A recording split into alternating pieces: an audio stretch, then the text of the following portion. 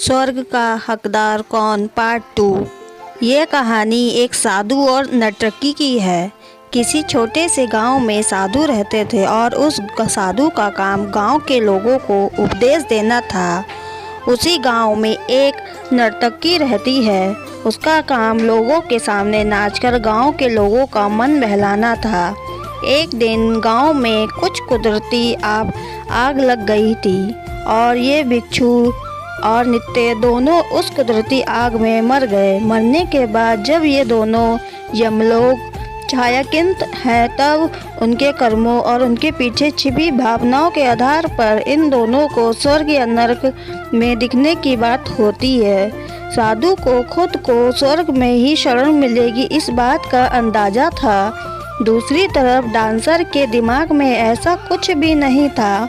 उसे तो बस जजमेंट का इंतजार था। इसके बाद घोषणा की जाती है कि नर्तकियों को स्वर्ग दिया जाता है और साधुओं को नरक दिया जाता है। इस फैसले को सुनकर साधु यमराज पर बहुत चिल्लाते हैं और उनसे क्रोधित होकर पूछते हैं, यह कैसा न्याय है महाराज?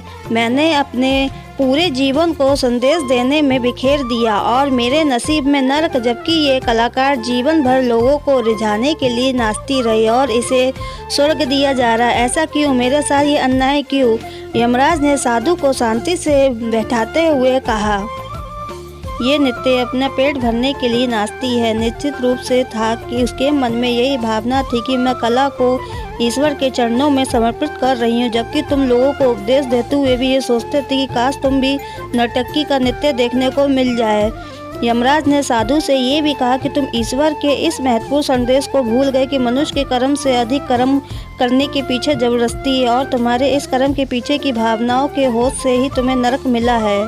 मोरल, इस कहानी से हमें यह सीख मिलती है कि हम चाहे कोई भी काम करें, पर हमारी इस काम करने के पीछे नीयत साफ होनी चाहिए। अगर हमारी नीयत साफ नहीं होती है तो हमें दिखने में भले ही लगने वाले काम भी पुण्य की जगह पर पाप का ही भागी बना देते हैं। अगर आपको हमारी ये स्टोरी पसंद आई हो तो अपने दोस्तों के साथ शेयर कीजिए। कमेंट करके ज़रूर बताइए कि ये स्टोरी कैसी लगी। चैनल को सब्सक्राइब, वीडियो को लाइक ज़रूर करिएगा। देखने के लिए बहुत बहुत धन्यवाद।